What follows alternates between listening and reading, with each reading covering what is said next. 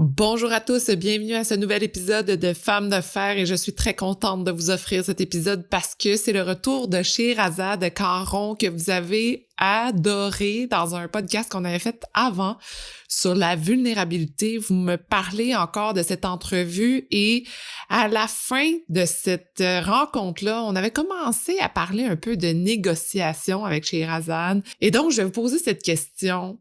Est-ce que vous êtes capable de négocier? Quand vient le temps de négocier au travail, avec vos collègues, dans un meeting ou même à la maison, est-ce que vous vous sentez à l'aise? Est-ce que vous vous sentez en confiance? Ou est-ce que vous avez l'impression de totalement perdre le contrôle? Ben moi, des fois, je me sens un peu mal à l'aise, puis je sais pas par où commencer. Bien, Sheherazade est là pour nous aider parce qu'elle est diplômée d'Harvard en négociation. Elle a aussi occupé des postes de direction senior pendant plus de 10 ans à la Financière Banque nationale, à la Caisse de dépôt de placement du Québec. Donc, elle sait de quoi elle parle et elle accompagne encore des gens dans des moments importants de négociation, que ce soit salarial ou dans leur carrière. Alors, je lui ai posé la question, peux-tu venir nous aider, nous donner tes trucs pour qu'on se sente plus en confiance et qu'on reprenne un peu le contrôle de notre façon de négocier à tous les jours? Et elle nous fait le plaisir de venir nous parler aujourd'hui. Et j'en profite parce que c'est un des derniers podcasts de la saison pour vous dire que je lance mes calendriers. Donc, en ce moment, pour le mois de décembre, il y a le calendrier de l'Avent que j'ai fait de gratitude. Donc, à tous les jours, vous allez avoir une petite gratitude du moment. Vous allez avoir des exercices pour finir l'année de façon positive. Et je vais aussi bientôt lancer mon calendrier 2023 de production pour vous aider à atteindre vos objectifs l'année prochaine. Alors, pour avoir accès à ces calendriers-là et toute autre forme d'information au niveau du podcast, rendez-vous à l'infolette. Donc, allez vous abonner à l'infolette et je vais vous envoyer tout ça gratuitement. Et le lien est dans la barre de description du podcast. Sur ce, on écoute Sheherazade. Bonjour à vous, je suis votre animatrice Sophie Montminy et je me suis donné la mission de vous faire découvrir des femmes qui décident de faire entendre leur voix et de bouger les choses dans leur communauté, leur travail et leur famille. Peu importe où vous vous trouvez en écoutant le podcast, on a besoin de leaders positifs comme vous. C'est le temps de se laisser inspirer, d'ouvrir vos horizons et de changer le monde un pas à la fois. Bienvenue à Femmes de fer. Allô, Sheherazade. Salut Sophie, comment vas-tu? Ça va bien, toi? Ça va, merci. J'avais très hâte à cette discussion qu'on va avoir aujourd'hui sur tout ce qui est négociation Oui. sous tous ses angles. Moi, je suis très contente de te parler parce que, bon, pour ceux qui nous écoutent depuis un petit bout, ils t'ont déjà entendu parler sur un autre podcast où on avait mis une superbe discussion sur la vulnérabilité. Et à la fin de ce podcast-là sur la vulnérabilité, l'importance de s'écouter, on avait effleuré le sujet de la négociation, de l'importance de la négociation. Et je sais que pour toi, c'est ton super pouvoir de connaître tout ça, tous les sujets au niveau de la négociation, que tu as travaillé là-dessus, que c'est quelque chose que t'aide aussi les gens autour de toi. Et quand tu avais commencé à en parler, j'étais là, OK, non, mais c'est vraiment une conversation ultra importante. Parce que c'est quelque chose qui peut être intimidant, mal compris, est-ce que c'est nécessaire, comment ça fonctionne. Il y a tellement de questions autour de ça. Puis moi, j'ai le goût aujourd'hui qu'on se donne des outils pour se sentir mieux avec ce qui entoure la négociation. Écoute, c'est un sujet passionnant. Pour moi, c'est une totale passion. Et ça fait vraiment partie de mes passions comme dimension, je te dirais, qui a été au départ nativement, je te dirais, un talent que je ne mesurais pas. Et puis un jour, j'ai eu envie de le mesurer pour me dire, ben, qu'est-ce que ça mange en hiver? Qu'est-ce qui se dit là-dessus? Quel cadre existe? Qu'est-ce qu'on peut faire avec ça? Où est-ce qu'on se situe? Où est-ce qu'on commence? Où est-ce qu'on arrête? Est-ce que c'est pour tout le monde? Toutes les questions que tu viens de nommer. Première chose, moi, ce que j'aime faire dans tous les sujets, c'est définir. Alors, tu as raison, c'est mal compris, mal cerné. Un des enjeux, un des biais, un des plus gros biais de la négociation, c'est que c'est pris pour de la vente ou c'est pris pour de la manipulation. Donc, moi, j'aime beaucoup dire, parce que le français est une langue extraordinaire, et donc préciser en disant la négociation est une négociation argumentaire. Nous sommes en communication à 100%. Donc, qui négocie parle. Et qui dit parle, parle tous les jours. On parle tous les jours. Donc, on négocie tout le temps. Quand on dit négocier, c'est ou bien se comprendre, communiquer notre point de vue, notre opinion. Oui, on va arriver à un but. Des fois, il n'est pas défini, des fois, il n'est pas structuré. Qu'on soit à la maison, en couple, avec les enfants, au travail ou ailleurs, la communication a un but. Elle est parfois inconsciente. Parfois, c'est juste pour s'exprimer, parfois, c'est pour arriver à un but. Tout cela est négocié. Donc ça, c'est au niveau générique, juste de défaire la pensée que je ne suis pas vendeur ou vendeuse. J'ai eu des groupes, écoute, c'est un cours que je donne en leadership à des dizaines de dirigeants depuis des années, puis je suis aussi facilitatrice de négociation depuis des années par passion contractuellement entre les entreprises. Beaucoup de gens commencent par te dire, moi, je ne suis pas négociatrice, c'est pas mon fort, c'est pas mon truc. Au bout d'une heure ou deux, tout le monde dit, ben, si c'est ça la négociation, ben, je ça en moi et puis je veux en savoir plus. Donc, déjà de défaire l'idée que c'est de la vente, défaire l'idée qu'on est en train de manipuler les gens, défaire l'idée que c'est difficile, on part du bon pied là-dessus. Donc ça, si on se met à parler de ça, je te dirais qu'il y a une liste de biais, de stéréotypes à défaire importants. Puis là, oui, on pourra parler outils, on pourra parler de la différence de négocier au féminin. La différence négociée selon les rationalités, qui est très important. Rationalité étant notre type d'intelligence, notre type de personnalité. On ne peut pas tous négocier de la même manière. Mm-hmm. Tout en se respectant. On ne veut pas changer. On ne veut pas devenir quelqu'un d'autre. On ne veut pas devenir Colin Powell exactement, tu vois, les grands de ce monde en négociation. Et on ne veut pas non plus vendre. Mais peut-être que si on se pose la question, quand je discute avec mon employeur, avec une collègue, avec une amie, avec mon conjoint, qu'est-ce que je suis en train de faire exactement? Je suis en train de partager mon opinion. Donc, je vends une idée, je vends une position, je vends une opinion. Mais ce n'est pas de la vente pure et dure, mais c'est du partage dans le but de convaincre. Et là, le mot convaincre, persuader, là, on tombe en influence. Donc, ce que je veux amener ici en termes d'outils, c'est que qui parle de négociation parle d'influence. Et qui parle d'influence parle de type d'influence. Mm-hmm. Et on revient encore une fois et toujours à apprendre à se connaître. Quel influenceur je suis, non pas un influenceur médias sociaux seulement, là, ou autre, mais quel type d'influence exerce Sophie? Quel type d'influence exerce Sherazade?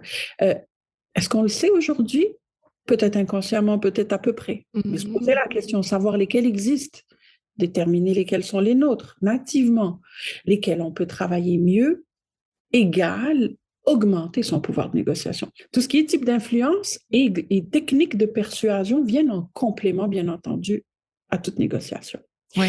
Donc, si on part du principe que négocier, c'est communiquer, on est tous concernés. Une question qui est posée souvent, la différence entre manipuler puis négocier est très simple. La nature de l'objectif. Donc, si ton objectif est, en bon français, wicked, bizarre ou qui fait du mal à un parti au détriment de toi, on est peut-être en manipulation. Mais donc, si ton objectif est ce qu'on appelle éthique, d'où l'importance d'avoir un cadre éthique, il y a un cadre éthique, moi, que je communique, que j'ai appris dans les grandes écoles, puis qui se met au niveau de chaque personne en cette dimension, qui arrive à te donner en fait un mode de préparation pour devenir plus persuasive. Quel que soit ton degré de persuasion, tu peux t'améliorer, tu peux te préparer, qui fait que ce que tu obtiens à la fin, il faut que tu le penses en avance, et éthique, tu n'es pas en manipulation. Donc la grosse différence de la manipulation et la négociation, c'est que notre but est éthique, notre but est positif. Quand je rebondis là-dessus, c'est que des fois, quand on pense à vouloir quelque chose pour nous, on a l'impression que la personne en face de nous veut pas la même chose ou va tout de suite se braquer. Donc, on a l'impression d'être manipulateur ou qu'il faut vendre ou qu'il faut convaincre. Puis, c'est tout ça qui va faire qu'on bloque et non pas qu'on est en mode, discussion, justement, influence, de montrer qui on est. Faut se connaître, puis il faut avoir confiance en soi, comprendre qui on est pour être capable, après, d'arriver à cette position d'influenceur. Je te dirais qu'il y a beaucoup de choses que tu viens de nommer qui sont vitales. On a parlé d'apprendre à se connaître. Il y a beaucoup, beaucoup de choses, dont un axe majeur qui est les croyances. Les croyances limitantes, défaire les croyances qui font qu'on argumente moins bien, qu'on argumente moins tout court. Ça, on en reparlera, c'est des sujets fort importants qu'il faut absolument aborder. Mais ce que tu viens de nommer de majeur, c'est les intérêts. Donc, je t'ai dit qu'il y a 7 dimensions dans un cadre éthique, 7 suffisantes. On peut en faire 22. il y en a 7 qui font que si tu te mets à réfléchir aux 7, en vue de te préparer, on notera que statistiquement, 70% des succès des discussions viennent de la préparation. Donc, arriver nativement, comme moi je faisais avant, comme beaucoup de gens font, ça peut arriver à des beaux résultats, mais peut-être moins que si tu t'étais préparé. Et même que je te dirais qu'après 10 ans de pratique dans le domaine ou d'observation autour de moi, des deals et tout ça, c'est vraiment impératif de se préparer. Mais maintenant, qui dit préparer, dit je prépare quoi? Puis je me prépare comment? Et c'est ça les outils dont on parle, que je te dis, que j'enseigne assez régulièrement aux professionnels, entre autres, mais je t'avoue qu'ils s'appliquent à la vie privée, qui s'appliquent à tous les jours. Moi, j'ai eu le malheur de discuter avec ça, de discuter avec ma fille de ça dès qu'elle était au primaire, et aujourd'hui, quand elle argumente, je me tais parce que je sais que ça finira jamais. Elle connaît toute la démarche, elle connaît tous les trucs, elle est préparée mieux que moi. Donc, tout ça pour te dire que et les enfants, ils sont bons. Ils sont bons là-dedans, fait que tu peux te faire, si tu parles à Massimo de tout ça, je te dis que tu n'es pas sorti de l'auberge pour lui acheter tout ce qu'il a envie ou l'emmener à Disney. Donc, tout ça pour dire, oui, tu viens de nommer ce qu'on appelle les intérêts. Donc, moi, j'ai un intérêt. Donc, c'est une des 7 dimensions. Quels sont mes intérêts? C'est quoi mon objectif? Si je parle à quelqu'un, est-ce que c'est de le convaincre? Est-ce que c'est de lui communiquer mon sentiment? Est-ce que c'est, dans le cadre professionnel, de signer un contrat, de renouveler un contrat, de refaire une échéance, d'augmenter le budget? Il y a un objectif qui est le mien. Donc, c'est mon intérêt. En négociation efficace, toujours éthique, en préparation, on doit se poser la question d'avance, et idéalement fouiller un peu quels sont les intérêts de la personne en face quand je lui parle. Et tu dois avoir cette réflexion à l'avance. Donc, quand on prépare l'axe intérêt, c'est pas juste le mien. Le mien, je le connais, bon, ben, c'est clair. Il faut le connaître. Il y en a qui arrivent puis ils savent pas tout à fait ce qu'ils veulent. Bon. Le deuxième, c'est, je discute avec Sophie. Sophie, qu'est-ce qui l'intéresse? Quels sont ses intérêts? Pourquoi elle m'écouterait? C'est une question qu'on ne se pose pas d'avance assez souvent. Donc, si je me dis, la personne en face de moi, son objectif, exemple, ce qui est plus d'impact dans un certain domaine, c'est peut-être ça son intérêt. Mais c'est en parlant à la personne qu'on découvre. Hein. Elle a un département à rouler. Son objectif, c'est de respecter les budgets. C'est que ses employés soient heureux. Il y a un objectif pour chaque personne avec qui on parle. Puis souvent, ce n'est pas un dialogue à deux. Il peut y avoir des tables avec plusieurs personnes, des panels des fois. Puis là, tu te dis, qu'est-ce que chaque personne veut ici? Pourquoi on se pose la question de que veut l'autre? Pour 2 raisons. La première, c'est qu'on ne peut pas atteindre un dialogue efficace si on ne fait pas cette démarche. Les personnes décrochent. Quand on dit quelqu'un décroche en conférence ou décroche en cours, les élèves, c'est parce que tu n'es pas arrivé à capter leur motivateur. Mais tu ne peux pas arriver en salle et te demander qu'est-ce qu'ils veulent. Tu dois l'avoir analysé, préanalysé.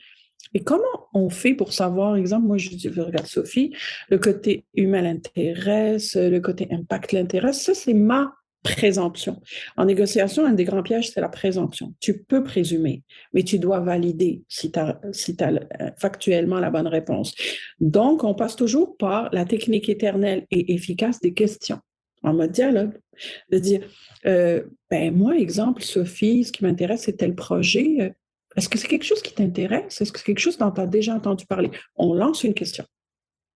On écoute. Donc, on écoute 2 fois plus qu'on parle. Ça, en négociation, c'est une règle. Ça a été très difficile pour moi au début. Moi, je suis méditerranéenne. Je parle. Je te dirais que ça se fait très bien. Mais tout ce que tu écoutes, toute l'info que tu reçois est de l'or. Tout ce que la personne ou les personnes te disent te servent à négocier. Donc, si je te pose la question assez rapidement au bout de 2-3 phrases dans un début de dialogue pour valider ce que je pense sur tes intérêts, est-ce que c'est le cas? Et tu me réponds et je fais un check. Là, je me dis, parfait, elle va m'écouter. Si tu me dis, ouais, non, pas trop mon truc, et je repose une question, mais est-ce que c'est pour une raison X, une raison Y? Il faut préparer des questions, 2-3 questions. Qu'est-ce qui t'intéresse vraiment? On écoute encore une fois. Là, on peut commencer à argumenter. Rien ne sert d'argumenter si on n'a pas validé l'intérêt en face. Ça, c'est une règle de base. Donc, quand on arrive, tu sais, le fameux pitch dont on parle en vente pure. Écoute, on peut le défaire en 3 secondes. Là. C'est très bien d'avoir un pitch, donc de savoir se présenter un service, un produit en 30 secondes, moins de 2 minutes. C'est très bien de pouvoir synthétiser une idée sans partir dans tous les sens. Mais d'aller la lancer comme ça, un auditoire, un dialogue en disant ils vont signer ou ils vont... c'est un peu rêver. Est-ce que la personne en face, je l'intéresse seulement? Ça, c'est la première question. Donc, tu peux introduire 2 phrases. On passe tout de suite en mode question, dialogue. Donc, établir le dialogue est une règle d'or, tout de suite. Tu peux dire, ben écoute, moi, je fais ça dans la vie, tel service, nanana, ou je vais écrire un livre sur tel sujet. Est-ce que c'est quelque chose dont vous avez déjà... Tout de suite une question dont vous avez déjà entendu parler.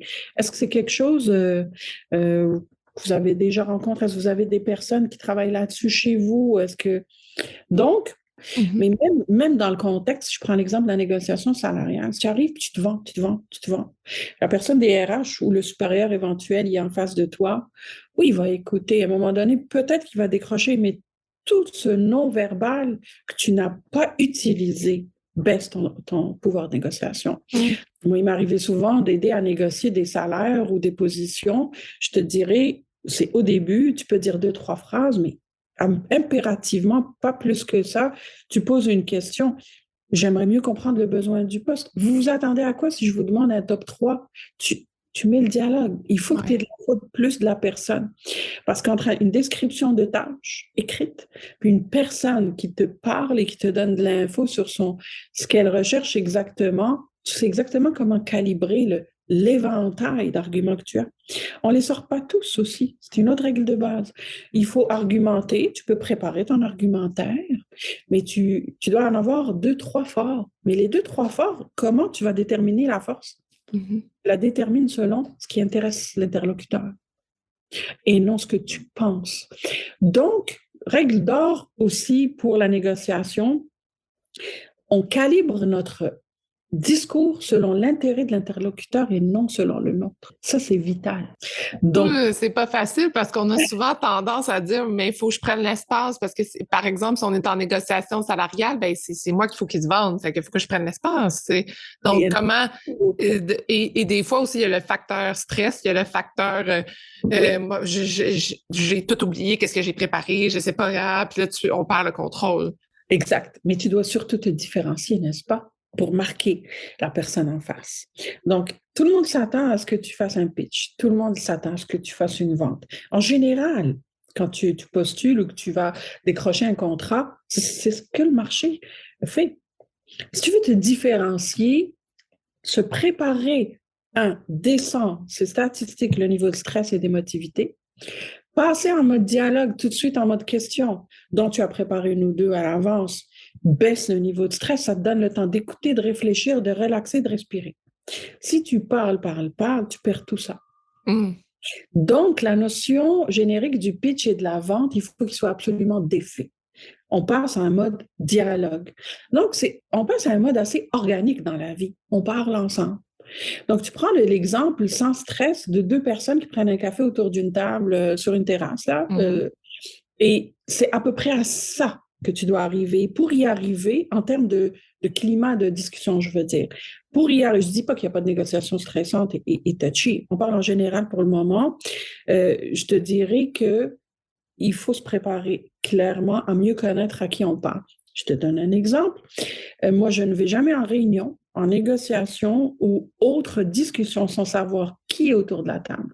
Le nom, la fonction. C'est le minimum. Puis, si tu poses la question, on te la donne, la liste. Même dans des 5 à 7 où tu vas réseauter. Il y a beaucoup de gens qui disent réseautage inutile, ça ne m'a rien donné. Et moi, souvent, je demande la liste. Il y en a qui te la donnent, il y en a qui te donnent une approximation de quel genre de compagnie ou quel genre de personne est là. Mais si tu as un objectif de réseautage avec une idée de qui est là, ben, tu vas avoir mieux atteint ton objectif que d'arriver puis d'essayer de parler à quelqu'un en général. Moi, si j'ai une liste de personnes qui assistent à la réunion de négociation ou la réunion tout court, un projet est une négociation, ben, je sais par juste le nom de la fonction, ce que la fonction requiert comme intérêt à la personne. Je sais là qui doit respecter un budget, qui doit faire attention à ses humains, qui est là pour... Écoute, on ne se mentira pas, il y a des personnalités difficiles dans tout ça, c'était un sujet de négociation. Gestion des personnalités difficiles est un atelier à lui tout seul. Là. Et quel type de personnalité difficile, quels sont les outils avec eux pour ne pas perdre son énergie, pour quand même arriver à notre but. Si tu arrives, tu sais exactement qui est assis autour de la table, quelle est sa fonction. Idéalement, si tu t'es renseigné en plus informellement de comment est la personne, ou tu lui parles one-on-one, corridor, téléphone, n'importe quoi, tu vas avoir de l'info sur le type de personnalité. Tu n'es pas sûr, mais tu vas avoir de l'info. Cette démarche-là, qui a l'air tellement archéologique maintenant que je t'en parle théoriquement, elle se fait en quelques minutes, quelques heures maximum. Là. Ce qu'elle apporte en négociation comme impact est majeur. Qui est très, très le fun, des fois, pour les gens, c'est que quand ils écoutent quelque chose qui est trop plein d'informations ou d'outils, ils aiment poser des questions précises. Alors, si tu veux, moi, je te l'offre, on répondra aux questions que tu Oui, absolument, parce que je pense que moi, j'invite les gens à communiquer avec moi via courriel et ou via le site web. Vous allez retrouver les informations dans la barre de description du podcast et vous allez vous pouvez venir me jaser aussi sur Instagram, je vais prendre les questions un peu partout. Puis si on en accumule au moins 2, 3, je te dirais, parce que des fois, c'est des questions très poussées, très importantes à laquelle on peut vraiment développer. On va se refaire un autre moment de discussion pour aider les gens à pousser plus loin, en fait, leur réflexion, mais aussi à évoluer dans la prochaine année, parce que veux pas, quand le podcast va sortir, on va être sur le point de finir l'année. Puis oui, ça amène beaucoup de questionnements, justement, ça. Où est-ce que je m'en vais? Comment je me positionne? Est-ce que je négocie un nouveau salaire? Comment je peux m'expandre? Comment je peux grandir? Il y a beaucoup de questions dans la nouvelle année que ça nous amène. Donc, voilà, si ça vous intéresse de poser encore d'autres questions, c'est le bienvenu. Si on revient aux rationalités, alors je te dirais que un outil qui est très utilisé dans le monde de l'innovation, de la créativité, des fois des ressources humaines, psychologie du travail, est très utilisé en communication efficace et en négociation. Je ne sais pas si tu as déjà entendu parler du modèle d'Herman, du docteur Herman. Je t'enverrai tous les liens. Alors, le docteur Herman, dans les années 50, s'est tout simplement intéressé au cerveau. Pourquoi j'aime son modèle? Parce que je vais te nommer aussi d'autres modèles qui existent, qui ont été déclinés de ça, que la NASA utilise pour comprendre les gens ou des choses comme ça, et que tu vas voir en certification dans beaucoup d'entreprises. Quel que soit l'outil qui nous aide à comprendre les types de personnalités, allons-y. Moi, j'aime beaucoup celui du docteur Herman parce qu'il est simple, il se base sur le cerveau, puis on en a tous un. Et déjà, si on l'utilise, moi, je te dirais qu'on avance énormément dans nos capacités de communication efficace, influence, et négociation incluse, bien entendu, là, c'est de l'argumentation. Donc, le docteur Herman, en étudiant le cerveau, on le sait quand même pas mal tous qu'il y a deux parties, une rationnelle, une créative qui a été déterminée à travers les décennies comme étant structurée droite et gauche. Il a été plus loin, le docteur Herman, il a divisé les deux hémisphères en deux. Donc, on a 4 cadrans. Donc, il est arrivé avec 4 cadrans, il a mis des couleurs, A, B, C, D, rouge, bleu, tout ça. Le dessin, tu peux le trouver n'importe où dès que tu écris modèle d'Herman ou modèle de cerveau total. Donc, chaque cadran, 2 du côté rationnel et 2 du côté créatif, donne un type de personnalité dominante. Donc, Sophie a une dominante. Quelle est-elle? Je te la pose la question. Tu as à réfléchir. Chaque personne dans ta famille, au travail, dans tes collègues, dans des voyages, a une dominante. J'ai une dominante. Alors, première question. Outil pour le bienfait de toute négociation ou communication efficace, quelle est ma dominante? Alors, tu regardes les dominantes ABCD. Donc, du côté rationnel, tu as les personnes analytiques, puis tu as les personnes, on dit structurées. La différence entre les deux, c'est qu'il y en a un qui est hyper rationnel, puis l'autre, il se pose en plus des questions de, tu sais, on dit souvent comment, pourquoi, qu'est-ce qui se passe. Je suis analytique. Attends, tu vas voir que tu vas trouver ça encore plus intéressant parce que je vais te mélanger. Du côté créatif, il y a donc 2 cadrans selon le docteur Herman établis de base. Le côté créatif, tout simplement. Celui où on va vraiment là, arriver avec des concepts, des visions, tout ce qui est visionnaire, tout ce qui est idée. Et le côté humaniste qu'il met aussi du côté créatif. Donc, l'intérêt à l'humain. Ton motivateur principal, impact humain. Hein? Tu commences à te mélanger. Oui. Voici la théorie. La théorie est que quand on vient au monde, tu arrives là, hop, bébé, jour 1, nous avons une dominante génétique qui nous est communiquée par les anciennes générations, les parents, tout ça. Donc, on a une dominante, on est avec. Ça, il faut le retenir. On est d'une certaine manière dans notre cerveau. Ouais. Ensuite, on grandit, éducation, école, travail, amis, relationnel, expérience, bonne ou pas. On apprend des choses sans arrêt. Soit les bonnes ou pas, ou qui nous ressemblent ou pas, même si à l'école, ils ne nous demandent pas notre avis, n'est-ce pas, à l'école traditionnelle. On apprend, on apprend, on apprend. Et donc, notre cerveau se nourrit. Mais il se nourrit dans les 4 cadrans. Dans le questionnement de quel est mon cadran organique, quel est mon cadran normal, comment on va savoir, il y a des tests qui se font en ligne, là, puis tu vas l'avoir la réponse, mais de se poser la question, moi, je suis comment sans qu'on m'ait, je ne veux pas dire intoxiqué par l'école, là, mais je veux dire, Ouais. avant qu'on m'ajoute de la connaissance ou des préceptes d'éducation ou des préceptes de religion ou autres, comment je suis moi, Sophie? Pourquoi on doit savoir ça?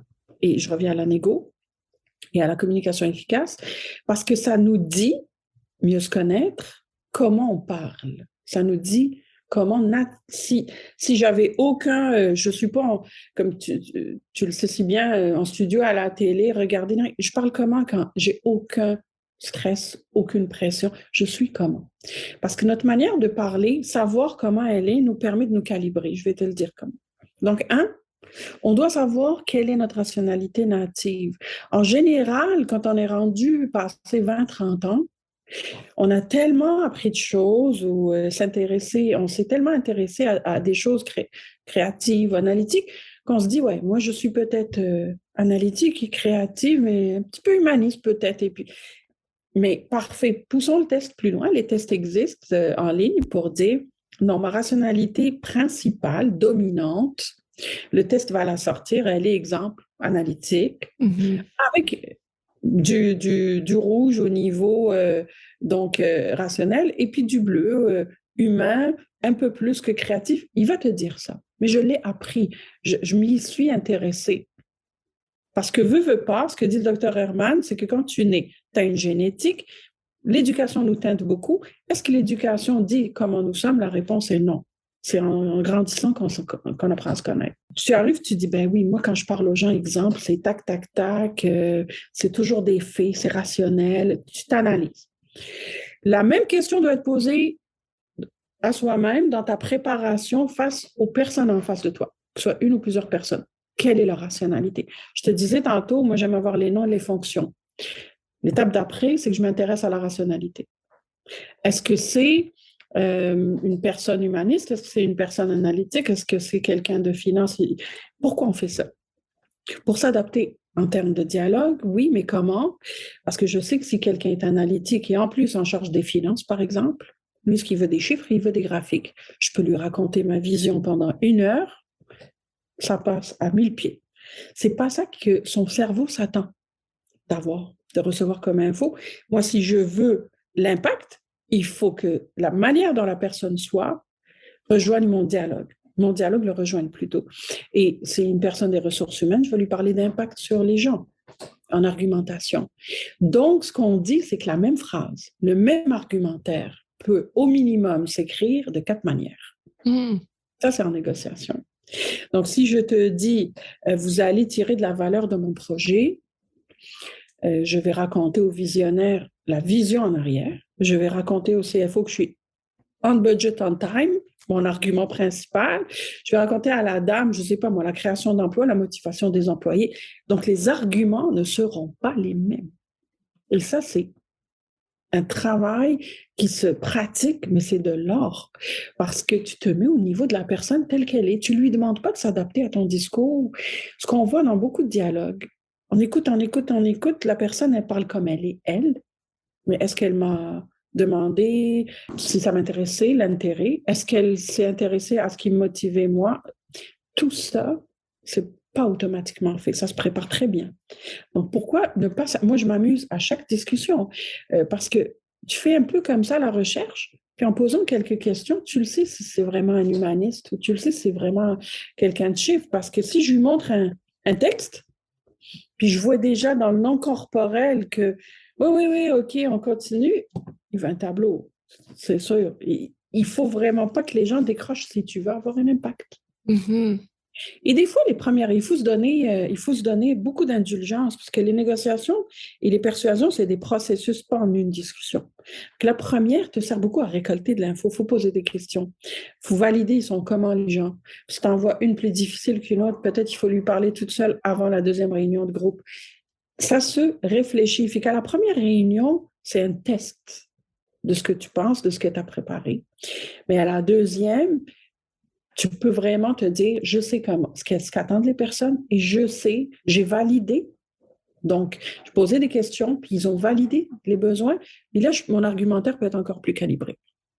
Donc, si on revient au docteur Herman, de savoir quelle est notre rationalité, quelle est la rationalité des personnes en face, nous aide à calibrer notre argumentaire. C'est incroyable parce que là, je t'écoute, puis la seule chose que je vois dans ma tête, c'est des moments où j'ai négocié mon salaire, où j'étais en entrevue pour avoir un poste, ou justement quand j'ai approché les maisons d'édition pour lancer mon livre, quand j'ai écrit pour demander une bourse, tu sais, c'est toutes des positions où faut présenter des choses, puis que moi, je suis tout le temps comme je suis pas bonne pour me vendre. Je suis pas bonne pour me vendre. Fait que je bloque, puis je sais pas comment agir. Puis après ça, certaines vont dire, ben non, tu sais, c'est tellement relax, nanana. Mais là, en ayant ça en tête, on dirait que je veux dire, ça humanise la chose, ça la rend pas froide, ça fait comme, OK, mais c'est qui la personne en face de moi? Exactement. Puis qu'est-ce que moi je peux y amener? Qu'est-ce qu'elle peut m'amener? Comment qu'on peut se retrouver ensemble pour être bien? Puis les deux, je me suis souvent répété ça justement dans le processus de mon roman. J'étais comme, mais moi, je veux ça pour mon roman, mais la maison d'édition veut telle autre affaire. Puis comment que les deux, on peut travailler ensemble pour que hey, on est content puis on s'amuse dans le processus tout en ayant des résultats, chacun de notre bord qu'on veut. Puis ça m'a beaucoup apaisé en approchant ce processus-là au lieu de me dire ah ben il faut que je vende mon livre, tu sais. Exactement. Ouais. Tu viens de donner un exemple extraordinaire parce que ce que tu viens de nommer, c'est que tu as concilié les intérêts.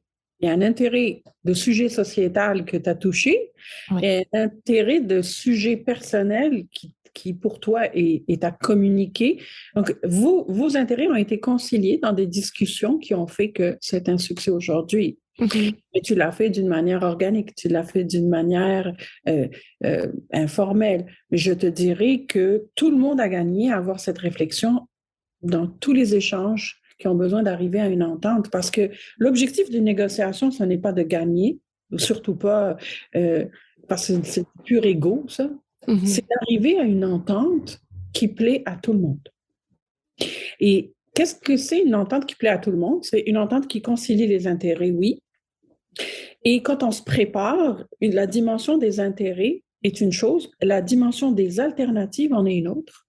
Autrement dit, tu as un objectif. Ça, c'est ton objectif. Mon objectif, exemple, est de publier mon livre et qu'il impacte X segments de société, et que les femmes et les jeunes filles soient encore plus à l'aise de parler de ce qu'elles vivent. Les alternatives, ça se prépare. Et si ça se prépare pas, ben peut-être qu'on passe à côté d'ententes intéressantes. Une alternative, c'est si j'ai pas mon objectif, qu'est-ce que je peux accepter sans me sentir lésée, mais qui constitue un objectif 2. Je peux pas avoir le 100% de ce que je veux. Quel est le 80% qui ferait mon affaire quand même, sans que je me sente lésée? Souvent, quand on part en discussion, argumentation, négociation, on prépare notre objectif, une alternative au minimum. Si tu la prépares pas, puis qu'elle se discute autour de la table vite, la charge mentale est connue pour avoir un maximum. Tu n'es pas capable d'évaluer sur place souvent, ce qu'il me propose, je veux-tu, je veux pas. Il y a beaucoup de négociations qui ferment parce qu'il y a une alternative qui est nommée, mais qui n'a pas été réfléchie. Et il y a des personnes qui sont ou bien spontanées, ou bien qui tenaient tellement à leur objectif, ils n'ont pas préparé d'alternative, qui disent, ben non, ça ne fait pas mon affaire, ils s'en vont. Et ce qui fait que le deal ne se fait pas, mais juste parce qu'une des personnes ou plusieurs n'ont pas réfléchi, est-ce que l'alternative me convenait? Et souvent, le plus grand ennemi de ce genre de situation où on tient juste à un objectif et qu'on ne prépare pas d'alternative, c'est l'ego. Je veux ça et rien d'autre. Ben, ça se peut que ta négociation soit courte. Hein? Malheureusement, c'est la vérité. Je te donne un exemple concret que j'ai entendu la semaine passée. au chalet où on est, le terrain d'à côté. Alors, imagine un terrain sur l'eau. Un voisin a un terrain sur l'eau. Le second voisin, personne n'a construit, c'est des terrains. Le voisin derrière lui n'a pas accès à l'eau, mais il a un terrain aussi. Alors, il y en a un qui veut un accès à la route et l'autre un accès à l'eau. C'est assez simple. Et moi, je vois toutes les situations que j'entends sous l'angle de la négociation et celle-là, elle me jetait à terre. Donc, ils ont discuté pour dire, eh bien, moi, je te vends telle partie de terrain pour que tu passes à la route et toi, est-ce que tu veux m'en donner une? Puis, ça aurait pu être aussi un échange de bouts de terrain. Et ça a fait une discussion d'à peu près 5 minutes qui disait non, ton terrain, il n'y a pas accès à l'eau, il ne vaut rien, je ne paierai pas $1. Arrange-toi avec ton trouble. Et la discussion a fini. Donc là, tu te ramasses avec une personne qui a un terrain incroyablement long sur l'eau, qui ne sert à rien, à personne, qui n'est pas vendable, tout simplement parce qu'il a clôturé une négociation, parce que dans sa tête, ou tu me le donnes, ou alors j'ai pas besoin de toi. Ben non, je m'excuse. Tu as 3 terrains sur l'eau que beaucoup de Québécois auraient aimé acheter, mais qui ne seront pas achetables parce qu'ils n'ont pas accès à la route. Donc, faire attention à l'ego. C'est un des grands pièges, l'ego. Mais c'est surtout pour revenir qu'il faut avoir des alternatives. Si cette personne-là n'avait pas privilégié son ego ou son impulsivité, puis avait dit oui, je serais prête à payer quand même jusqu'à X mille dollars pour un chemin, il est gagnant all the way s'il y avait pensé d'avance, il en aurait parlé. Et c'est la même chose en négociation salariale. On arrive avec un objectif salarial, des vacances, un mode de travail. On a notre liste et il faut qu'on l'ait. Il faut la préparer pour poser nos questions. Mais il faut préparer l'alternative, oui. Mais mettons que le télétravail, c'est 2 jours au lieu de 3. Est-ce que je suis à l'aise? Mettons que c'est 10 000 $ de moins le salaire, mais que j'ai beaucoup de jours de maladie, de congé, de n'importe, d'autres choses non monétaires, de qualité de vie. Est-ce que je suis à l'aise? Mais ça ne se réfléchit pas pendant que tu parles. Ça se réfléchit à l'avance pour savoir ce que tu veux à 100%. Toutes tes alternatives. On dit que notre objectif en négociation, ça s'appelle la BATNA, la Best Alternative. Et puis les autres, c'est à toi de décider, ton 90% de l'idée, ton 80%. Où est-ce qu'on arrête les alternatives? C'est là où toi, tu sens que tu laisses quelque chose sur la table qui est très important pour toi. Tu ne vas pas là. Une alternative, c'est supposé te contenter. Sinon, on arrête. Dans les alternatives, il faut que tu fasses donc cet exercice. Quelle est mon alternative? Mais il faut faire l'exercice aussi mental. En face, oui, qu'est-ce qu'ils veulent? On va aller le valider en jasant. Mais quelles sont leurs alternatives? Ça, c'est une question qu'il faut qu'on se pose. Parce que si la personne en face n'a aucun autre fournisseur, aucun autre auteur qui écrit sur le sujet, ces alternatives sont peut-être minces. Donc, ton pouvoir de négociation est plus grand. Mais s'il y en a 22 qui écrivent sur le sujet en même temps cette année, ben peut-être que la discussion, lui, il va en avoir 10, puis c'est un marché plutôt qui est vers lui que lui qui cherche un auteur précis de niche. Que tu sais, une question moi, que je me posais avant, bien avant d'aller me former puis de travailler là-dedans, c'était où est-ce qu'on arrête? Quand est-ce qu'on sait que ça ne va pas marcher? Eh bien, si tu as étudié les rationalités et les intérêts des uns et des autres, à un moment donné, et les personnalités difficiles, à un moment donné, tu sais exactement qu'il n'y a plus rien à faire. Tu sais que la personne, selon la position qu'elle vient de te montrer, toute l'analyse que tu as faite, ça ne pourra pas marcher. Tu vas économiser ton énergie. Ou tu vas changer de décideur autour de la table. Tu peux aller en tactique de toutes les sortes. Mais tout ça pour dire, c'est très important de se préparer, puis se préparer sur les 7 axes. Ça te fait des discussions incroyablement agréables, mais efficaces aussi. Parce qu'une chose, et puis que j'ai statistiquement noté plus les femmes font que les hommes, la tendance à vouloir et aimer se préparer, prendre ce temps-là, puis à un moment donné, ça devient intuitif dans ta tête se préparer, mais au début, non, est un atout incontournable parce que la personne en face de toi n'a pas fait la même démarche que toi. Même si c'est le meilleur négociateur du monde en face de toi, là, il n'a pas sorti ces petits axes et ces petits morceaux de cerveau et ces petites alternatives. C'est une démarche de professionnel aguerri qui arrive prêt. L'objectif est de libérer la charge mentale pour une discussion naturelle. Quand le cerveau est prêt, tu n'as pas à réfléchir pendant, tu libères ta charge mentale, tu écoutes, tu réponds, mais tes arguments sont prêts, tu calibres selon ce qu'on te dit. C'est une belle game d'échecs, vraiment. Là. Mhm. Moi, quand j'arrive dans une discussion assez complexe et que je ne me suis pas assez préparée, je le sais exactement quand la discussion commence, quel axe j'aurais dû travailler plus. Mhm. Et ça, je trouve toujours ça dommage parce que ça te donne de l'influence. N'importe quel élément de due diligence, de vigie sur la personne ou le sujet que tu auras fait d'avance va faire que la personne va t'écouter plus et ça marche. L'humain, il aime qu'on le comprenne, il aime qu'on l'écoute, il aime souvent, presque tous, il aime qu'on prenne en considération ses intérêts. Alors, c'est ça la solution. Mhm. Et c'est pas théorique, c'est pas 1000 pieds dans les airs, ça se prépare dans des petites grilles. Il faut être à l'aise avec, oui, je sais comment je suis, je sais comment je vais parler, je sais qui est assis autour de la table, etc., etc.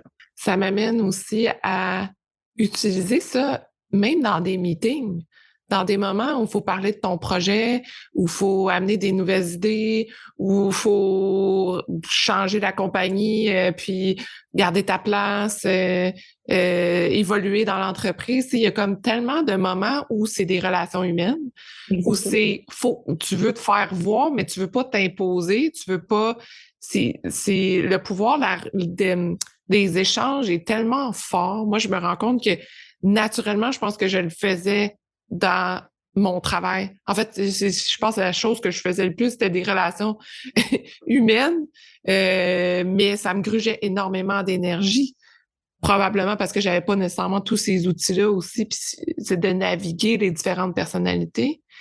Mais d'avoir cette écoute-là, puis d'avoir ces intérêts-là mis de l'avant, ça amène une certaine influence aussi. Absolument. Puis je te dirais que tu as mis là une phrase sur le grand tabou de la négociation. Toute discussion est une négociation. Et moi, ce qui m'a toujours passionné, c'est que chaque discussion est unique et chaque être humain en face est unique. Mhm. Donc, c'est toujours passionnant. Et tu n'es pas là pour jouer une game, tu es juste plus prête que la personne en face, plus en contrôle, donc tes émotions sont digérées à l'avance.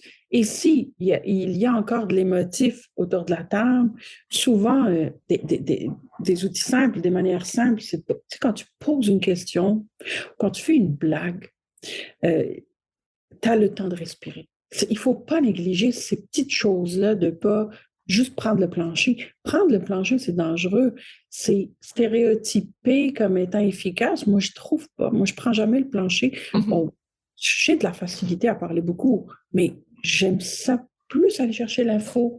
Tu sais, j'ai des équipes où il y a des analystes qui, exemple, le struggle en bon français, qui ont de la misère avec, je ne sais pas, certains collègues, certains fournisseurs qui viennent me raconter là, le problème, le nœud, un enjeu là, de communication, forcément. Les premières questions que je pose, la personne, elle est comment? Qu'est-ce qui s'est passé dans le passé? Je pose des questions de base sur la personne. Et quand tu récoltes ça, tu te rends compte que finalement, peut-être tu viens de l'insulter sans t'en rendre compte parce que, et ça arrive souvent, parce que tu lui parles dans un langage savant, la personne n'a pas fait d'études. Est-ce que tu t'en étais rendu compte que ça peut être un complexe qui ne sera jamais nommé? Faire attention comment on parle. Tu sais, j'ai une personne, moi, dans mon entourage professionnel qui est jeune et super brillant, qui parle toujours, c'est comme vraiment un nerd, là, toujours comme si il savait tout. Ça, c'est juste une erreur que personne ne devrait faire, même si on sait tout.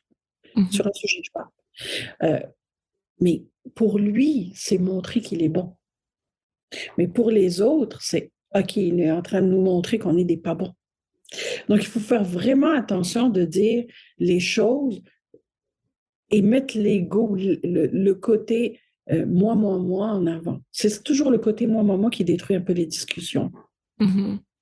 Si moi, je mets la lumière sur les gens, eh bien, les gens, ils vont venir vers toi. Et ça marche tout le temps. Je veux mieux comprendre votre intérêt, je veux mieux comprendre le sujet. Mais quand on prépare son objectif et ses alternatives, ça nous donne une fermeté face à notre position. Pas besoin de crier, on l'a préparé. On peut dire, ah, je vous entends, mais moi, le mieux que je peux accepter ou que je peux faire, ou que je pourrais, dans quoi je pourrais collaborer, c'est telle situation. Sinon, malheureusement, je ne me vois pas ABCD. on peut être ferme et calme, mais c'est la préparation. 70% du succès. Et elle est écrite. Je le répète, tout le monde me dit, ouais, moi je le faisais un peu, juste quelques dimensions, pas toutes, nativement.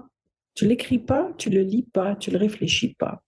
Moi, je suis là-dessus, là, je suis affirmative. Quand on lit, qu'on se relit, même nous-mêmes, des fois, on se remet en question. L'autre chose, c'est d'utiliser aussi des techniques. Tu parles d'influence, puis je te dirais que il y a des livres, tu peux en voir 22 types d'influence, mais en 7, 8, tu peux toutes les résumer.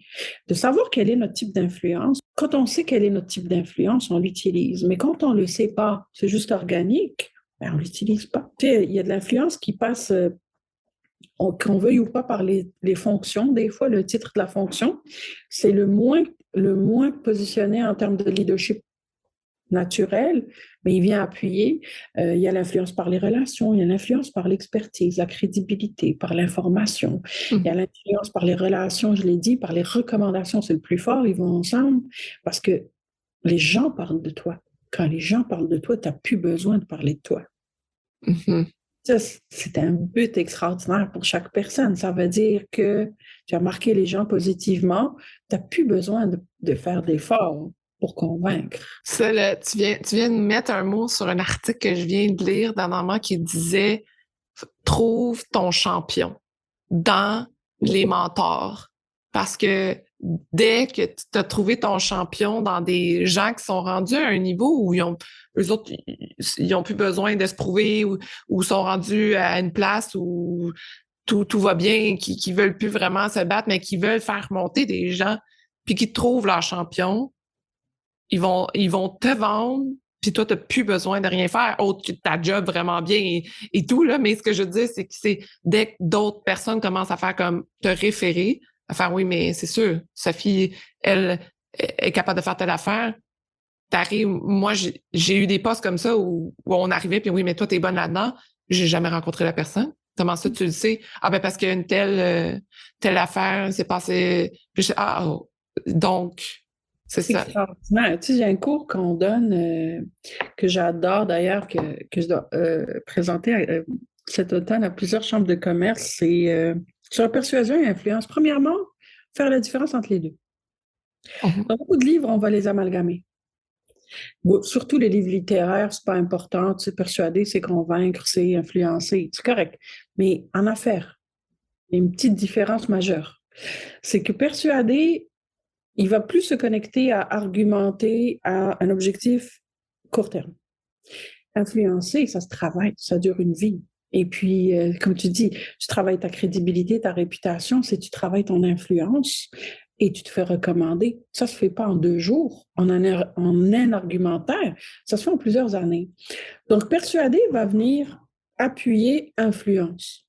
Influence, c'est à chaque interaction que tu as que tu laisses un impact. Ton leadership qui paraît, ou ton style, ou la manière dont tu travailles va impacter les gens sans que tu aies argumenté, et c'est toi. Oui. L'influence se travaille sur le long terme. La persuasion, elle, c'est de l'argumentation, ça se travaille, one-shot deal, mais à chaque fois aussi. Donc, il y a une nuance là-dessus. C'est pour ça qu'il y a des types d'influence. On se positionne dans lequel on est bon, dans lequel on veut renforcer. Qu'est-ce que je fais pour le renforcer? Puis les techniques de persuasion, que ce soit le type de réunion, gérer le momentum, gérer l'endroit, tout ça, ils viennent soutenir ton influence. Oui. Quand tu es rendu à l'influence par recommandation, tu as gagné le gros lot dans le sens où tu es axé sur toi-même et les gens l'ont vu, ils l'ont apprécié, ça rejaillit sur toi sans effort. Plus tu es apprécié, moins tu argumentes. Plus tu es connu dans le sens de ta valeur que tu veux projeter, moins tu argumentes. Et ceux qui ne veulent pas argumenter pendant 8 ans doivent travailler leur influence. Un beau réseau, ce n'est pas le nom de la personne ou sa fonction. C'est est-ce que j'ai autour de moi l'écosystème dont j'ai besoin pour arriver à mon but? Ou est-ce que j'ai juste des très, très belles personnes, mais il m'en manque? Ça, c'est dans l'art du réseautage intelligent. Et là, il te recommande. Et c'est très relié à l'influence par l'expertise. Parce que dès que tu es en contrôle de ce que tu fais, ben, c'est là que les gens apprécient ton impact. Donc, ça vient par les données factuelles, l'information réelle. Tu dis pas n'importe quoi comme certains à la télé qu'on a vu récemment. Tu shootes pas des chiffres puis des phrases vides comme s'il n'y avait plus d'Internet du jour au lendemain et que les gens n'avaient pas de cerveau. Donc, prendre les gens pour ce qu'ils sont. Si on peut, si tu veux, parler un petit peu de négociation féminine, tu voulais? Oui, oui, parce que la dernière fois que tu m'avais parlé d'un livre de Women Don't Ask. Ça m'a tellement parlé, je me suis dit, OK, pourquoi? Justement, cette phrase-là, Women Don't Ask. C'est un excellent point. D'ailleurs, je t'ai apporté aujourd'hui un livre complémentaire qui est fait par les mêmes auteurs, hein, pour OK, les gens qui l'ont lu, et ainsi que deux, trois autres références parfait. en rapport à ce qu'on raconte sur les croyances et puis les rationalités. Alors, il y a quelque chose d'extraordinaire dans la négociation au féminin, c'est que moi, vraiment que tu es intra ou entrepreneur, tu peux voir l'idée telle que suit. Les femmes ont souvent été non considérées forcément à l'avant de la négociation et peut-être même qu'elles ne se considèrent pas elles-mêmes négociatrices aguerries ou bonnes. Cette situation est une opportunité extraordinaire. Donc, une femme qui demain matin s'outille, comme on parlait, qui se prépare, qui fait toute la réflexion, qui est en face d'une table, va psychologiquement autour de la table, par les biais, être peut-être considérée comme, en partant, un petit peu moins bonne. Mais elle sera beaucoup plus prête parce qu'elle le sait, qu'elle est capable de s'outiller. Donc, le biais psychologique contre les femmes en négociation peut être utilisé pour les femmes. Ça, c'est quelque chose que je trouve très, très, très drôle, positivement, dans le sens où une femme qui arrive à une table, c'est écrit dans les livres souvent que psychologiquement, vu l'historique, il n'y a pas beaucoup de femmes qui discutent, qui négocient, qui convainquent sans s'énerver. Hein. On s'entend parce que c'est facile pour les hommes de dire que les femmes sont émotives. Mm-hmm. Une femme prête autour de la table, si aux yeux des autres, elle part avec une strike, un -1 dans ce qu'elle va faire, ben elle est 2 fois plus puissante, quant à moi, parce qu'elle est sous-estimée en partant. Donc, tu arrives, tu es une femme, puis tu es prête, ben ça va en déstabiliser plus d'un. Moi, je l'ai vu et revu, ça. Et ça, moi, je trouve ça fantastique parce que c'est une opportunité incroyable de s'amuser aussi pour les femmes parce que, en partant, tu le sais qu'historiquement, elles sont sous-estimées, on est sous-estimé, tu sais.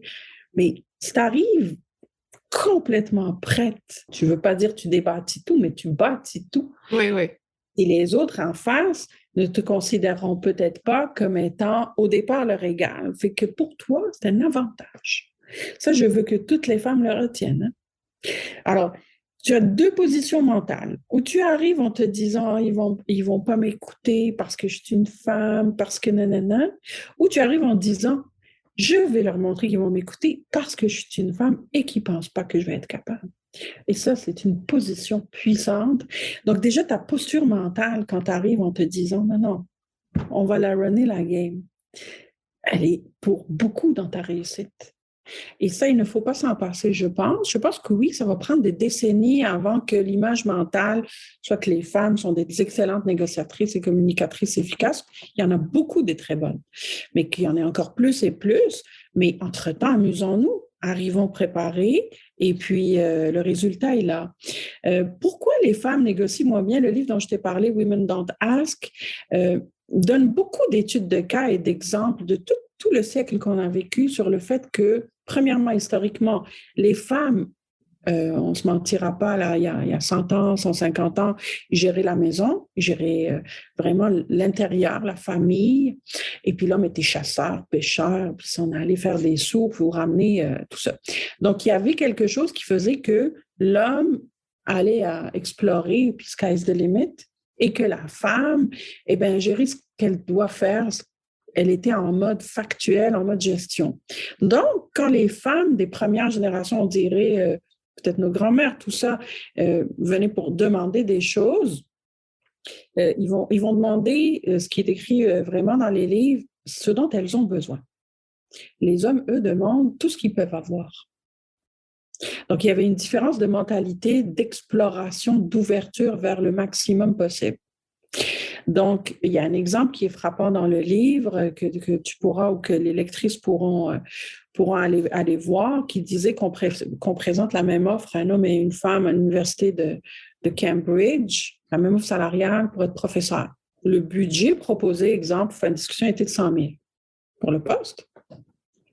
Et puis quand ça a été signé, le directeur des ressources humaines, qui était très inclusif, très pro-femme, n'était pas content parce qu'il voyait que la femme avait été signée à 100 000 et l'homme à 120 000. Et il a dit à son équipe, qu'est-ce qui se passe? Moi, je vous ai parlé d'équité et tout. Qu'est-ce qui se passe? C'est quoi là? Mais ils lui ont répondu, l'homme a négocié, la femme non. Il y avait un budget pour ça. Les deux auraient pu signer à 100 000. Les deux auraient pu aller chercher 120 000. Et la femme a dit, OK, fine, ça me convient. Elle a signé. Donc, la mentalité de dire « What is it there for me ?» elle doit être encore plus présente aujourd'hui chez les femmes que hier, où la femme dit « Ça fait mon affaire, ça paye mon budget, mon hypothèque, on est à l'ordre, on signe. » Encore une fois, je le répète, si on tombe dans du concret réel, ça se prépare. Tu ne peux pas décider, quand tu reçois un contrat, tu le prends, tu le lis, tu ne le signes pas sur place. 2, tu prépares tes alternatives. Tu te dis, et en posant des questions, moi je pose des questions souvent quand je suis là pour négocier pour quelqu'un au niveau salarial. Si tu tombes dans une entreprise où il y a des grilles, tu sais que tu ne peux pas sortir de la grille, mais tu sais qu'il y a un minimum et un maximum. Tu poses des questions pour savoir t'es où avant de pitcher des gros chiffres qui sont en fait des points d'ancrage où tu vas perdre la négociation.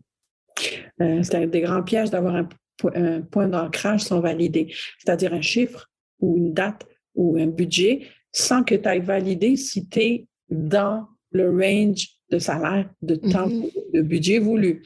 Donc, moi, je renvoie toujours les questions. J'imagine que vous avez des grilles. Ils te répondent oui, oui, oui. Bon, alors, vous saurez faire une première proposition, on avisera. Ce n'est pas le seul critère. Il y a une équation de décision. On verra là, c'est trop tôt. Le point d'ancrage de parler d'argent trop tôt aussi, on rentre dans la négociation salariale, peut être dangereux. C'est pas urgent de parler d'argent. Si tu arrives à ce que les gens soient complètement accros à ta personnalité, ça se négociera beaucoup mieux, le salaire et puis le budget. Mais si tout de suite, moi, là, il n'est pas question, c'est tel salaire, souvent on pense que c'est ça s'affirmer, parce que justement, on ne sait pas. Eh bien, tu fais décrocher la personne en face peut-être, même si le budget était là, parce que tu dis, ouh là là, la personnalité, c'est trop dur, c'est trop fort. Savoir s'affirmer, le timing pour parler des points d'ancrage argent n'est pas présent au début. Les préparations qui sont faites sont excessivement importantes. La lecture de tout ce qui est non-verbal, du comportement corporel, au niveau des discussions, c'est un des atouts féminins qui n'est pas juste féminin, mais qui est très, très, très présent chez la femme, très important. Tout ce qui est intelligence émotionnelle, il doit être absolument utilisé. Donc, c'est un atout de négociation au féminin qui ne doit pas être négligé. J'ai étudié, sans faire exprès, à travers des documentaires, le comportement de la chancelière Merkel, allemande. J'aurais jamais cru que j'écouterais sa vie parce que, c'est loin, l'Allemagne et tout. Mais j'étais en admiration avec ses capacités de négociation de communicatrice efficace et son atout à elle, au-delà de la préparation. C'est vrai qu'elle a été ingénieure, il faut qu'elle est structurée, elle est analytique et elle prenait le temps. Là, ça ne se décide pas là parce que toi, tant pis. C'était le calme, son atout, mais d'un calme. Mais elle avait en elle. Mais moi, j'ai beaucoup d'admiration pour ça parce que c'est difficile d'être calme tout le temps. Et l'autre chose, donc, je te dirais que j'ai vu dans les cohortes de formation plus féminin que masculin qui est super intéressant à aller chercher, c'est un intérêt incroyable au niveau de comprendre la personne en face. Je ne dis pas que les hommes ne le font pas, mais je dis qu'on dirait qu'il y a quelque chose de très humaniste, pas chez toutes les femmes non plus, mais beaucoup, de dire, je vais utiliser toute l'intelligence émotionnelle possible pour comprendre, puis pour lire celle qui est dans la salle. Il ne faut pas négliger ça. Est-ce qu'on s'assoit, tout comme on est, pour dire quelles sont mes croyances? Quelles sont mes croyances limitantes? Comment je vais les changer pour mieux apparaître dans une discussion et être complètement affirmé? Je ne pense pas que c'est un exercice qui se fait le vendredi entre 9h et 10h. Il faut décider de le faire. Mais il faut aussi... Est-ce que toi, par exemple, Sophie, tu t'es déjà demandé quelles étaient tes croyances limitantes? Oui. Oui, Je travaille. Je les travaille très souvent même. Et des fois, j'en arrive à certains blocages, je fais « Ah, comment ça se fait que je me vois comme ça? » Ou pourquoi je pensais que... Puis je reviens à mon roman, par exemple. Au début, je me disais « Mais moi, je suis pas une autrice. » Fait que je pourrais pas être personne. Il n'y a aucune maison d'édition qui va me prendre. Croyance limitante. J'écrivais mon roman, mais je me disais « Ben non, mais moi, je suis pas une écrivaine. » À quel point j'écris, mais je suis pas écrivain. Tu sais, il a vraiment fallu que, oui, mais il n'y a pas de place, les femmes, ben là, c'est plus, je suis très contente que maintenant je peux plus dire ça, mais quand j'écrivais mon roman au début, je me disais, il n'y a pas tant de femmes qui sortent des romans ou qui sont mis de l'avant quand ils écrivent des romans. Ils sont mis de l'avant.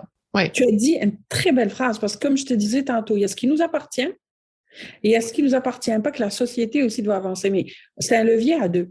On travaille sur nous, ce qu'on apporte en termes d'affirmation. Et non, pas de victimisation. Puis ça, j'y tiens beaucoup, tu sais, parce que il y a le triangle de Kaplan, je pense, qui est un triangle qui dit on peut être ou victime ou persécuteur dans toutes nos actions ou dans l'action. Oui. Il y a un seul qui marche, celui dans l'action. Fait que si aujourd'hui on parle de négociation, moi je lis beaucoup de choses qui disent les femmes sont maltraitées en égo, sont mal considérées en égo. Moi, là, je mets ça dans le triangle au niveau victimisation. Parce que j'aime beaucoup être plus dans l'action. OK, fine, d'accord, on est tous d'accord. Qu'est-ce qu'on fait? Qu'est-ce qu'on fait? C'est mieux, on se prépare mieux, on gère mieux nos techniques de persuasion, on va aller maîtriser notre type d'influence, on va montrer qu'on est capable. Ça, on est capable de le faire nous-mêmes. On n'a pas besoin des autres. On n'a pas besoin des autres. Que ça marche ou pas, on n'a pas besoin des autres. Ça nous appartient, c'est notre pouvoir. Les autres, avec le mouvement qui s'installe et qui va grandir de... Oui, c'est vrai que, bon, elles mènent, hein, oui, elles sont bonnes. Avec les décennies, ça va rentrer, mais ça ne nous appartient pas. On est pour de dire, hey, changez tous la vie, là, on est bonne. Non, on va le prouver. Une action à la fois. Absolument. C'est magnifique jeu. Sherazade, le temps passe et je veux avoir le temps de te poser des questions de fin de podcast, même si je te les avais déjà demandées, mais c'est important pour moi parce que je pense qu'il y a des choses qui ont évolué aussi depuis ce temps-là et de savoir en fait, la première question que j'aime toujours poser, pourquoi as-tu de la gratitude aujourd'hui? Oh mon Dieu, pour te parler par exemple, oui. Pour pouvoir transmettre toutes ces belles informations au maximum de personnes qui pourraient vouloir y réfléchir pour être en santé, pour ne manquer de rien dans la vie, pour être encore curieuse, pour être encore heureuse. Moi, je suis absolument grateful pour tout dans la vie, mais tu as raison que c'est le fun de s'arrêter pour le dire. Qu'est-ce que ça veut dire pour toi, un leader positif? Un leader positif, tu vois, je vais te ramener à notre fameux cerveau de rationalité de tantôt, juste pour rester dans la boucle. Un leader positif, d'abord, c'est un leader. Et un leader, c'est pas tout le monde qui l'est. Dans le cerveau d'Hermann, juste pour boucler, Hermann dit que si tu as le côté rationnel, tu es un gestionnaire. Et si tu as le côté émotionnel, tu es un gestionnaire leader. Donc, pour moi, un leader, c'est quelqu'un positif, c'est quelqu'un qui se connaît assez bien et qui apprend à connaître qui veut apprendre à connaître les autres assez bien pour pouvoir fonctionner ensemble et non qui impose. Donc, c'est quelqu'un qui va affirmer des choses, qui va dire des choses, mais qui va attendre que sa persuasion rejaillisse sur lui et non pas qui impose. Un leader, c'est tout sauf quelqu'un qui donne des ordres. Ou quelqu'un qui affirme par son ego. Donc, c'est en partant quelqu'un qui met de côté l'ego. Quelqu'un qui fait preuve de... Puis là, mon amie Kim va trouver que j'ai changé beaucoup. C'est à cause d'elle. Quelqu'un qui fait preuve d'amour envers l'être humain. C'est-à-dire que, comme tu l'as dit dans ton livre, il y a la job. Tu ne l'as pas dit comme ça, mais en fait, c'est beaucoup ça. Mais il y a la vie aussi. Donc, quelqu'un qui respecte l'être humain en face. Un leader, c'est quelqu'un qui peut t'emmener ailleurs en s'emmenant ailleurs lui-même, qui est plein de gratitude de pouvoir côtoyer les autres pour aller ailleurs. Moi, la première chose que je dis aux gens avec qui je travaille depuis longtemps, c'est « j'apprends de vous ». Et ce n'est pas une phrase de vente. que ce soit en cours, quand je donne des cours, ou que ce soit au travail, type business. À chaque jour, j'apprends de la personne. Elle n'est pas comme moi, la personne. On a parlé d'ouvrages tantôt. Qu'est-ce que tu lis ou qu'est-ce qu'on devrait lire? Ben, je vais te répondre aux deux parce que je te les avais préparés. Donc, on avait parlé de Women Don't Ask pour ce qui était de la négociation. Donc, ces deux dames-là ont fait un autre livre qui est super intéressant qui s'appelle Ask for It. Demandez-le. Puis, c'est des dames qui écrivent très concrètement. C'est ou des études de cas ou des outils pour dire voici ce qui s'est passé dans une situation réelle. Voici ce qui aurait pu aider. Vous pensez quoi de ça? Donc, ça te mène à réfléchir plus. Donc, Ask for It de Sarah Lachevelle. Je te dirais Argumenter, débattre. C'est un très bon livre de Louise Lachapelle parce que je veux vraiment amener la perception de la négociation à l'argumentation et non pas à la vente.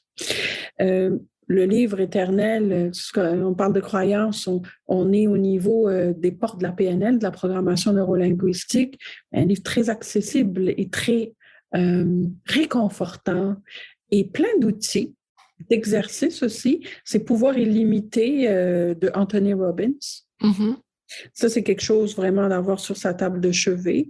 Quant à moi, je lis des choses sur les croyances limitantes. Donc, tu peux en trouver plusieurs. Celui que je lis en ce moment, je suis en train de monter un atelier là-dessus avec une dame qui est neuropsychiatre en France pour défaire les croyances limitantes dans le cadre de la communication.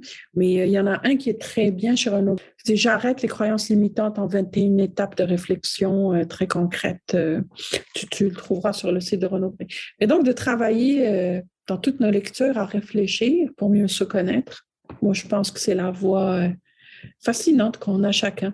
Mm-hmm, absolument. Mais ça, c'est sûr, Sherazade, tout ce dont on a parlé, je vais mettre les liens dans la barre de description, puis je réinvite les gens à poser des questions. S'il y en a, je vais te les envoyer, ou s'il y en a beaucoup, puis on se dit, OK, on fait un autre podcast, on se fera un autre podcast ensemble. En terminant, je veux savoir qu'est-ce que ça veut dire pour toi, femme de fer. Ah oui, c'est quelque chose qu'on avait abordé. Et puis la dernière fois, j'avais une réponse longue, mais je te dirais aujourd'hui, c'est tout sauf une femme en fer. C'est une femme qui est capable de faire et défaire plutôt que d'être en fer. Voilà, je te répondrai très poétiquement. J'adore.